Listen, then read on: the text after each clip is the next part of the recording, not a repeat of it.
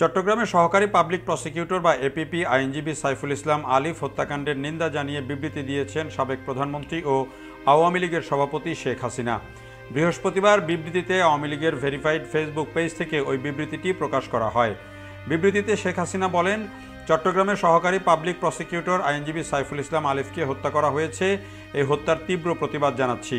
এই হত্যাকাণ্ডের সঙ্গে যারা জড়িত তাদের খুঁজে বের করে দ্রুত শাস্তি দিতে হবে। এই ঘটনার মধ্য দিয়ে চরমভাবে মানবাধিকার লঙ্ঘিত হয়েছে। একজন আইনজীবী তার পেশাগত দায়িত্ব পালন করতে গিয়েছিলেন, আর তাকে এভাবে জবাই করে হত্যা করা এক ধরনের জঙ্গিবাদী আচরণ। এই কাজ যারা করেছে তারা সন্ত্রাসী ও জঙ্গি, তারা যেই হোক তাদের শাস্তি পেতেই হবে। শেখ হাসিনা বলেন, অসাংবিধানিকভাবে ক্ষমতা দখলকারী ডক্টর ইউনূস সরকার যদি এই সন্ত্রাসীদের শাস্তি দিতে ব্যর্থ হয় তাহলে মানবাধিকার লঙ্ঘনের দায়ে তাকেও শাস্তির মুখোমুখি হতে হবে।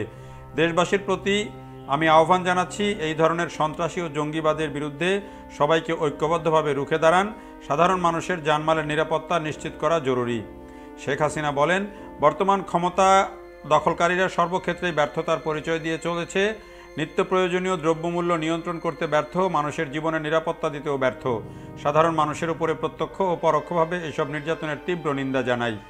চিন্ময় কৃষ্ণ দাসের মুক্তির দাবি জানিয়ে তিনি বলেন, ধর্মীয় সংখ্যালঘু সম্প্রদায়ের একজন শীর্ষ নেতাকে অন্যায়ভাবে গ্রেপ্তার করা হয়েছে, অবিলম্বে তাকে মুক্তি দিতে হবে।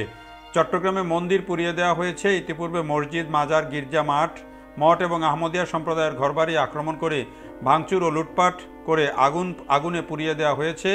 সকল সম্প্রদায়ের মানুষের ধর্মীয় স্বাধীনতা ও জানমালের নিরাপত্তা নিশ্চিত করতে হবে। তিনি আরও বলেন, আওয়ামী লীগের অগণিত নেতাকর্মী, ছাত্র জনতা ও আইনশৃঙ্খলা বাহিনীর সদস্যদের হত্যা করার পর চলছে হামলা, মামলা ও গ্রেপ্তারের মাধ্যমে হয়রানি। আমি এসব নৈরাজ্যবাদী ক্রিয়াকলাপের তীব্র নিন্দা ও প্রতিবাদ জানাচ্ছি। গত 5 আগস্ট ছাত্র জনতার অভ্যুত্থানের মুখে দেশ ত্যাগ করে ভারতে চলে যান শেখ হাসিনা।